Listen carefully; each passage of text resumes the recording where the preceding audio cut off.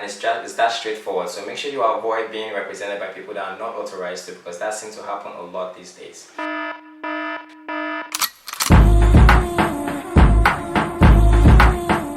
Hi guys, it's your girl Janie, and For the Life of Me, welcome back to For the Life of Me. As you know, we've been talking about the Permanent Residency application series to Canada. And so today, I'm going to be showing you a real example of how to actually create a profile to even start, the first step. And a lot of you know, if you've been following me, and if you haven't, check all those recent videos in the description box below. But if you haven't, I work with a lot of immigration lawyers and immigration consultants who are actually licensed professionals that would help your application to Canada. And on that note, I have a very special guest here who I'm going to let introduce himself. Yes, hello everyone, my name is Naga Obaze. It's great to be on For the Life of Me. I'm a barrister and solicitor in Canada, so that means I'm a lawyer here and I specialize in immigration, so you've come to the right place today. Awesome. So Naga is a longtime friend of mine who's helped me even with my own immigration process and has helped me through a lot of the videos you've seen me create here today. And so he's going to be showing us what it looks like to fill an express entry profile. You guys wish me good luck because this is the first time I'm actually applying for my PR. And he's also going to be explaining what all the questions mean. So in the case that your situation is different from my situation, then at least you know what to answer if you're not in Canada or if you're not applying through the specific stream I'll be applying through to today. That was a mouthful. Now let's get into it. Hi guys, so since I've been in Canada and I have experience in Canada, I'm looking to get through the Canadian experience class. I have explained that in the previous video, go check that below.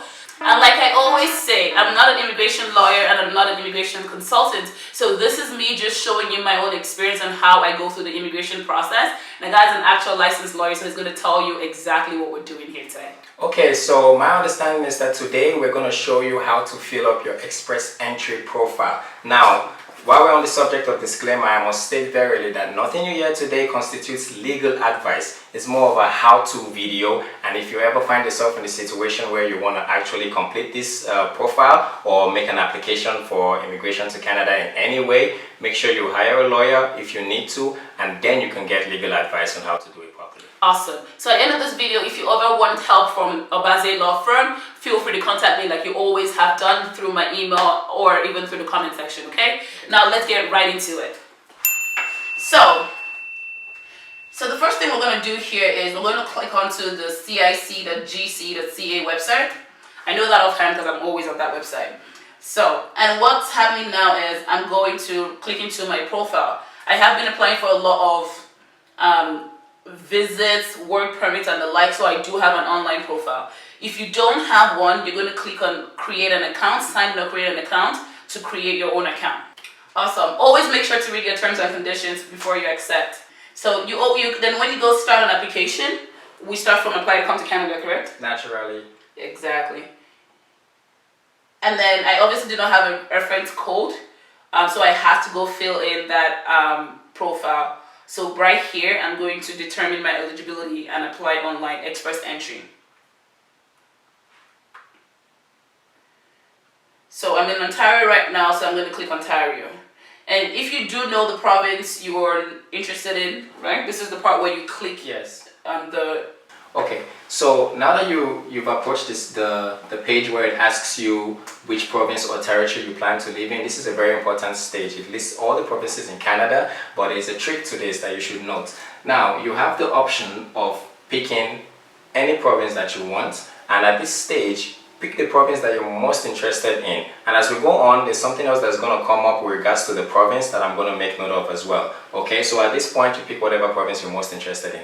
Now, we have two official languages in Canada, as you may already know. There's English and French. Here, it just asks about your language tests and if you've taken any professional or accredited language test. And you select the one that you've taken, IELTS, CELPIP, and the rest. I personally have done my IELTS and I have my results, is why I'm going to click IELTS. So, now what you need to know about this stage or this step is that you must pick a year that's valid. That is to say, your language test is valid for 2 years and you have to have provide one that's been taken within 2 years. So I took my test August 18th. Yes, exactly, 2018. So 2018, August 18th. Last year. it's always better you take it well in advance. A lot of things you can do well in advance, you should do it because it makes your application go by faster. Yes, and also note, like I had mentioned before, your language test, I believe, is valid for 2 years. So when she says take in advance, not way in advance. That's true. It still has to be valid. Awesome. Okay, so we can also talk about in a different video how to prep for your IELTS exam. And then this is where you want to enter your score. So for speaking, I think that was an 8.5. Listening was a 9. Reading was an 8.5. And writing was a 7.5. I will also share with you in a later video how to get really high scores because this matters to amount for the points. Remember we talked about the points for your express entry application. I'll say no because I've only done one. Okay. Okay, so now at this page, they're asking you about more of your work experience, right? And I believe if you go through the questions here, you'll see what applies to you and what does not apply to you. They're talking about skilled work, and at some point they'll talk about what they call skilled trades as well. So you just pick what applies to you here. So because I've been in Canada for 4 years, but for 3 of those years I was in school, anything I did in school doesn't count. Because it's not full-time work according to the government in Canada. So all my internships or my contract work while I was a registered student does not count. So for that fact, I would say 1 year or more experience because that's what I've done outside of school. And during this period, which national occupation classification is most of your experience in? NOC codes. So this is a whole different topic that I'll let Naga talk about really quickly. Yes, so the NOC code is called the National Classification pretty much. It's a way in which Canada classifies each job experience. So basically you want to be in a valid NOC, that is to say the NOC A, the NOC B or the NOC 0. This is how we classify skilled work. And you make sure you're classifying your right NOC because the NOC has specific codes by way of numbers. So you have to make sure you pick the right one and the closest one to your job or to your work experience. Now it's very important that you make sure you pick the right one because anything that you put in your express entry profile, you must back it up when you make your permanent residence application. And a good way to check that is to look at the job descriptions on all the NOC codes or the one you think is most relevant to your work experience. And then that way, when you're always talking to your HR to provide you a letter, you try your best as possible to match that experience that's written on that NOC code to the job description your employers will be providing as your full-time skill experience. Yes. So it obviously now says here, based on my answers, I am eligible for express entry. Now I have to continue with the application. Here we go. So this is pretty much just demographic information. Enter your name, your gender, and this is easy. I don't think you have any questions here. When you were born, marital status. This is easy, so I'm just going to breeze through this part. So, and then this is all the different forms that comes out. So this is where the profile starts. Now I have to fill things about my personal details, my contact details, language that I study. And more application details as well as work history. So we'll tackle them as we go through those categories, correct? Okay. So pretty much most of the information here is just basic information that you can pull up from your passports or any other form of ID. The personal information has your name, your date of birth, your nationality and things like that. So that's pretty straightforward and I don't believe anyone should have a problem with that stage. For the sake of time, because all of personal and contact details is information pertinent to you and you should know, I'll just keep to the most, the places where usual questions would arise. So this is the education history part. Yeah, so this is the education history part. Now, something you need to know about this section, as you also need to know about other sections that we will talk about, is these are sections that are applicable to your scores. To the scores that you get, that's the CRS points, right? So you need to make sure you put in all of your information accurately, especially with the dates, the start date and the end date. Also, with your education, I would hope you already have your WES or whatever it is that you want to use to have your education credentials assessed, okay? Because that's very important. And this applies if you have your education from outside of Canada.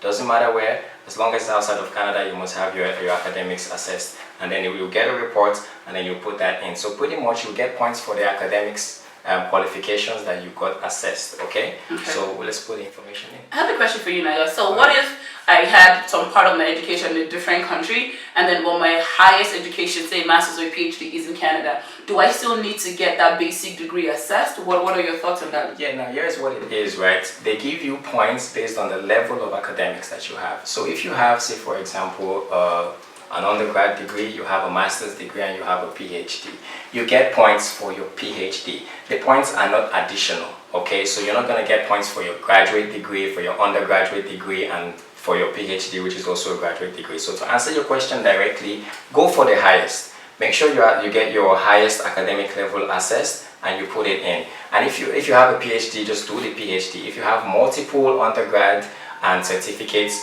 do them all. It's best for you. You can have it assessed in the same application, so it's not going to cost you any more to do it all together. Awesome. Okay, so you're advising that I put all my degrees in this application, whether I think is relevant or not? That's something that you can do. But like I said, if you go for the highest degree, especially if it's a master's or a PhD, you can just do that as is. But if you have more than one certificates, more than one undergraduate degrees, and a master's degree, get it all done together if you may. Awesome. So this is the place I always find people ask a lot of questions. Was this degree, diploma, or certificate from a public post-secondary school, a private post-secondary school, a bachelor's or master's from a Canadian private school that can legally award degrees under provincial law? So a school like Queen's University or University of Toronto, these are public universities. Yes. So would you say yes, or would you? How would you interpret this question? Well, what this is at the end of the day, you want to get your degree from a school that is recognized as being able to issue such degrees. So this applies most of the times to almost all of the academic institutions, but if you find yourself, there are certain institutions that are just sort of like trade schools, and they're not necessarily accredited, and they don't have that authorization to award you with a degree. So that's what you have to look out for. Just make sure the school that you are actually for which you're putting the information in is one that's authorized to give you the degree. Most of them are. That's not going to be a lot of problems for anybody.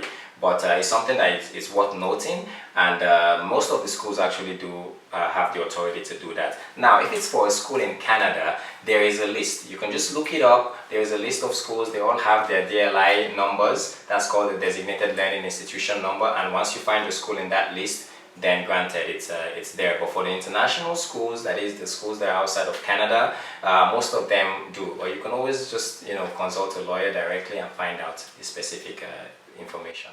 Awesome. So the answer then is yes. And he just touched on DLI. He's like, what is this DLI number of the school? And if you don't know, you can always click on this link right here that will tell you, it depends on the school you went to, if it's in Canada, the DLI list. So I can always just go, where is it again? Go down. So you look for the territory. Select the province. So like I said, with the DLI, would only apply to schools in Canada. Okay, and this is the surest and easiest way for you to know if your school is authorized to issue a degree or a certificate in Canada. Awesome. And so I went to a school that started with Q, so it's type of how to find it. And there's no. So what you can do is filter items and just search.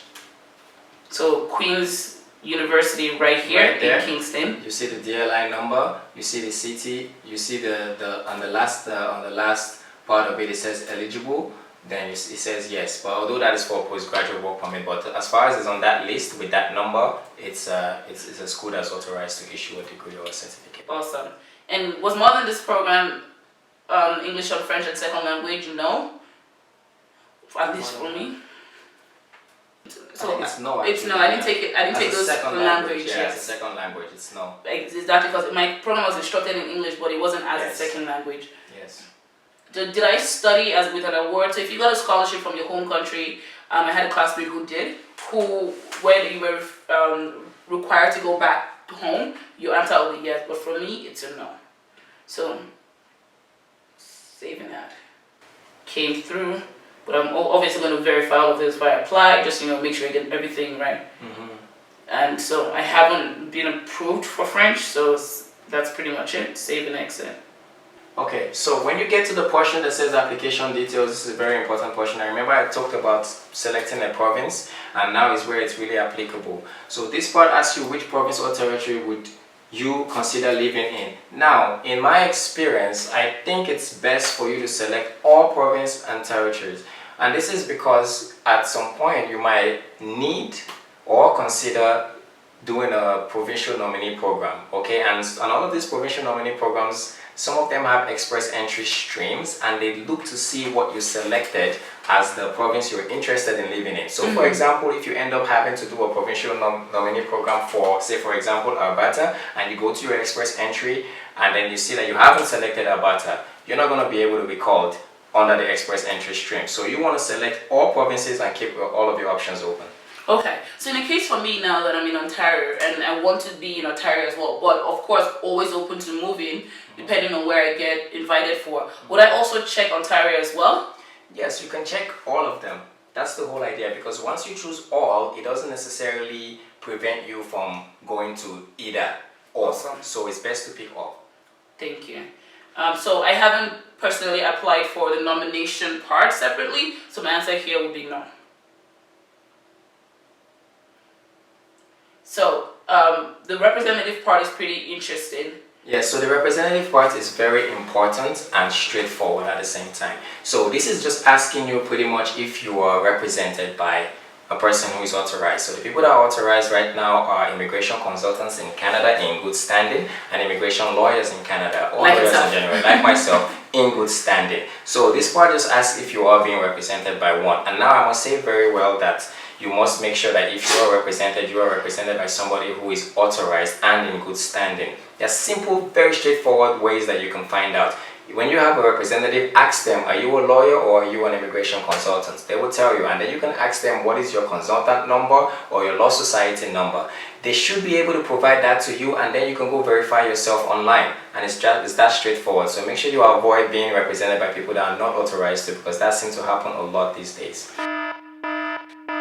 So at this point, after he shared that nugget with you, I want you to give it a like and say helpful in the comment if this was helpful to you. And if you haven't subscribed by now, why the hell? You should. Kidding. Okay. So that was pretty straightforward, like you said. I've completed that part. And then this is the last form, work history. I might not be able to show you everything because it's quite detailed. Yes. But I want to quickly just so I will just explain this very briefly, and I will try and touch on the most important aspect of it. So when you're dealing with the work experience, it's very, very, very important, even at this stage, because like I said, whatever it is that you put in your express entry profile, you must back it up if you're invited to apply for the permanent residence. So that is to say for example, you put a certain work history. I was working in global foods from 2017 April to 2018 April. Now you've stated that when you're invited to apply for the permanent residence, you must show proof of that by way of a job letter or a work contract or something towards that effect. Or pay stubs. Or pay stub. So what I'm trying to get to is you must put the right information here. Don't increase it by a month. Don't decrease it by a month. You must put the exact information here, because this could cause a lot of problems from you if your express entry profile information and your application for permanent residence do not match. It could be a problem for you.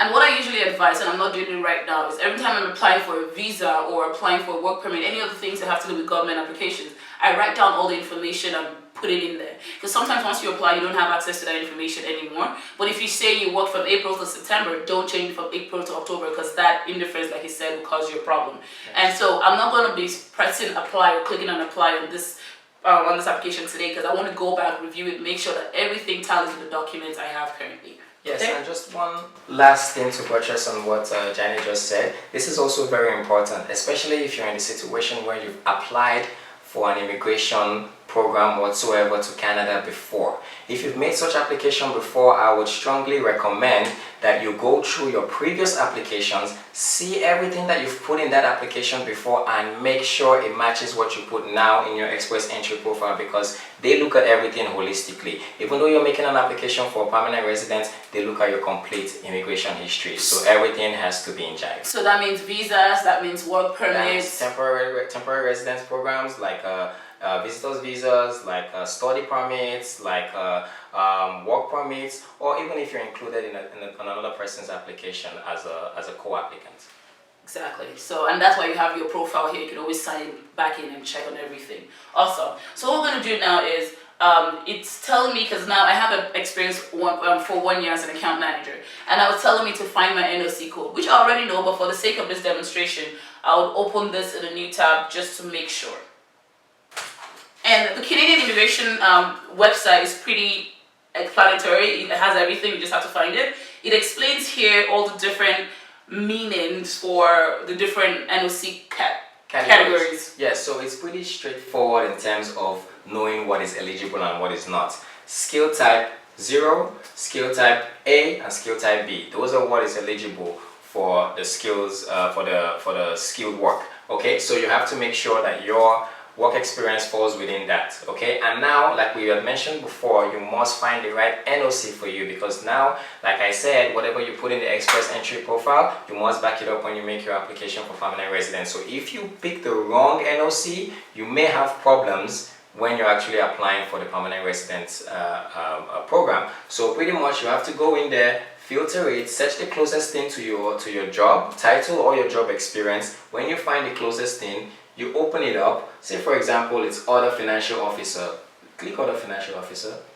Right here. Yes. So just open it up and see what it says, right? This is a very important part, especially if you're filling up your express entry profile by yourself. You need to go through here, take your time, and actually read the lead statement. Go through the example of titles. You may find yours there, and that might not be all. You have to scroll down even more and find the main duties. That's one of the most important parts about finding your NOC. You have to make sure that what you've actually done in your job, as would reflect in your job letter, is consistent with that which is on the NOC website right here. Okay, awesome. That's very important. And so for my case, I was a sales manager or an account manager, so I naturally think that I should be in the 0601 NOC code. There's one thing that I needed to mention, just to add to what Jenny is saying right now, since she's going through hers.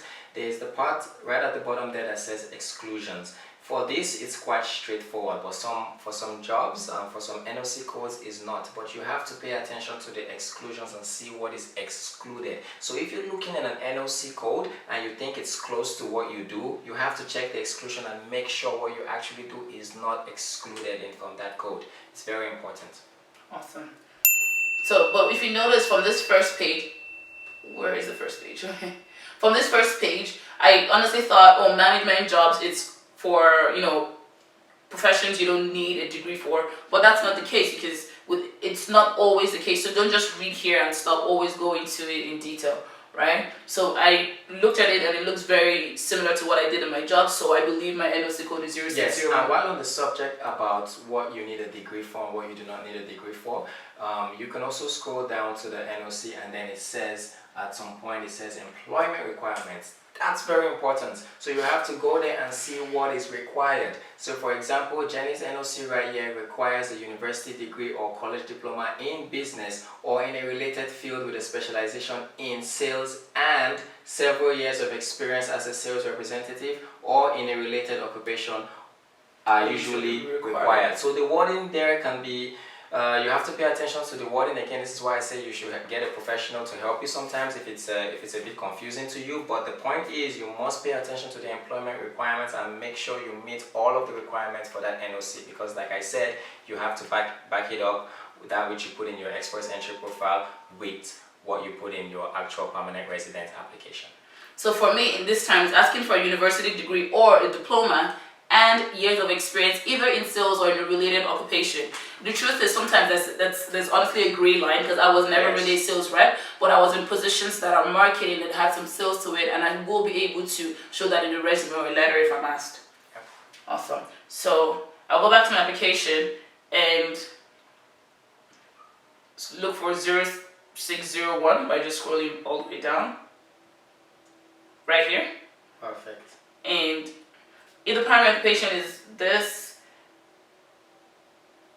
Okay, so I believe this portion talks about when you're qualified. When you were first qualified. So obviously you will be qualified before you took the job. That's very important. So I think that's pretty straightforward.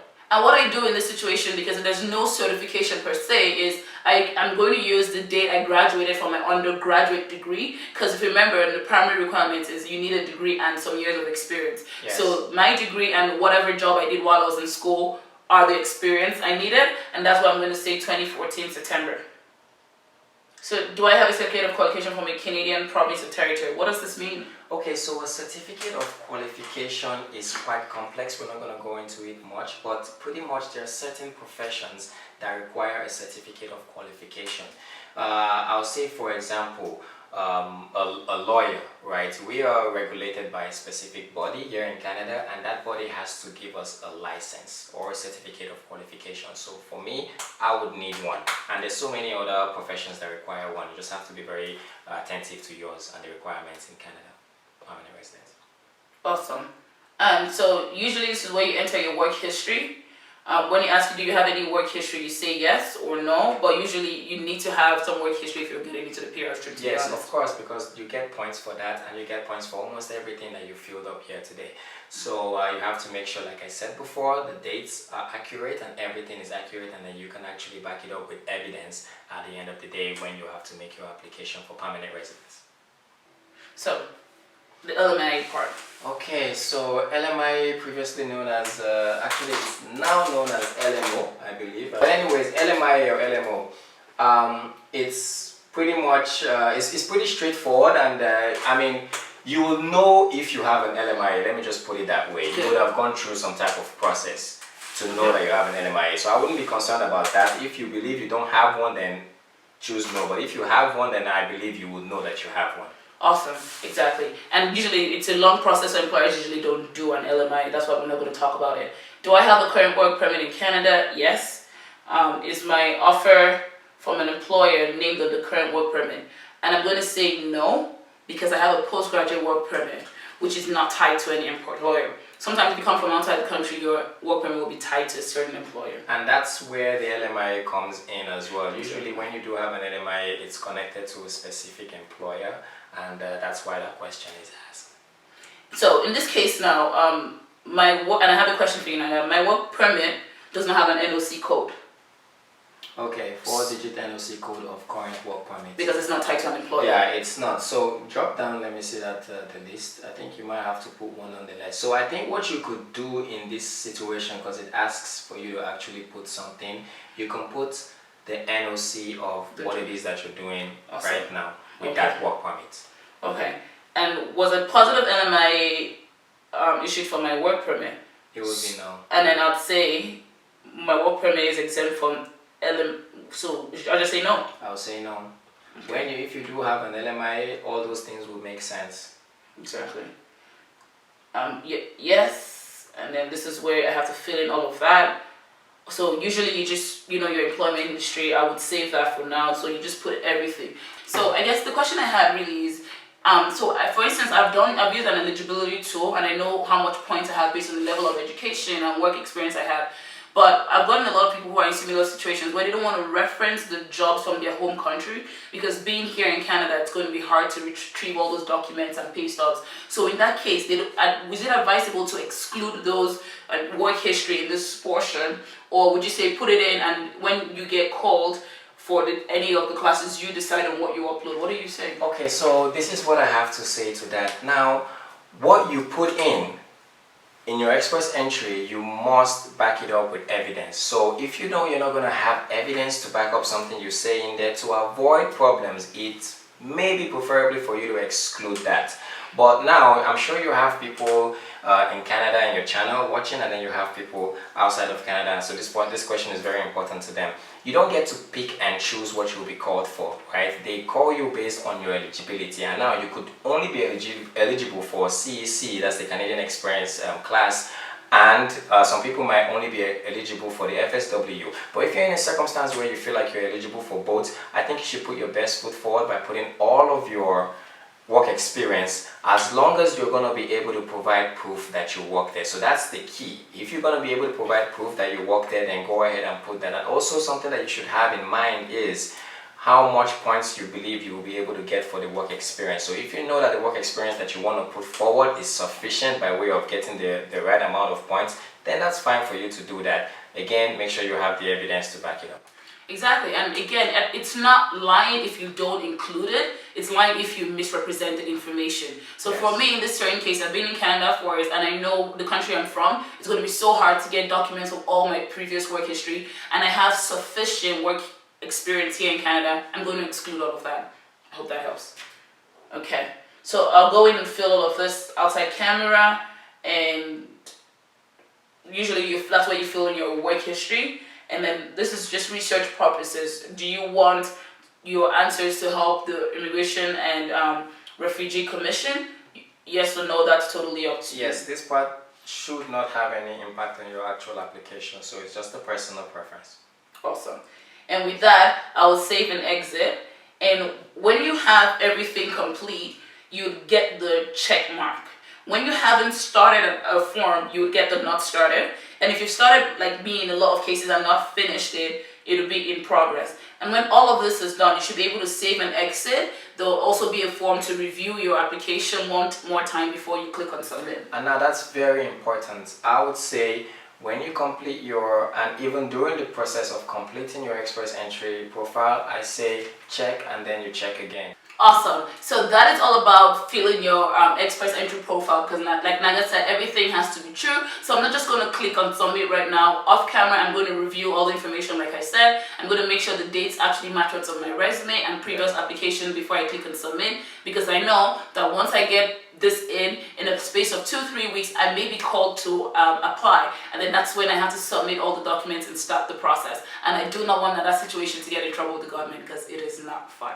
No, it's not. Okay. No, it's not. So I hope I've been able to answer, most of your questions you have about filling the profile. If you like this video, please give it a thumbs up, share, and remember to subscribe. If you have any further questions, if you need me to, connect you with Naga, that's what I do anyways. Yes. So, reach out to me. My email at byyenaj@gmail.com, which is byenaj@gmail.com. Also, make sure to follow me on Instagram, because I will be posting, clips from this video and little nuggets there as well. So thank you guys today for joining us. I hope I was able to put a fuzzy smile on your face.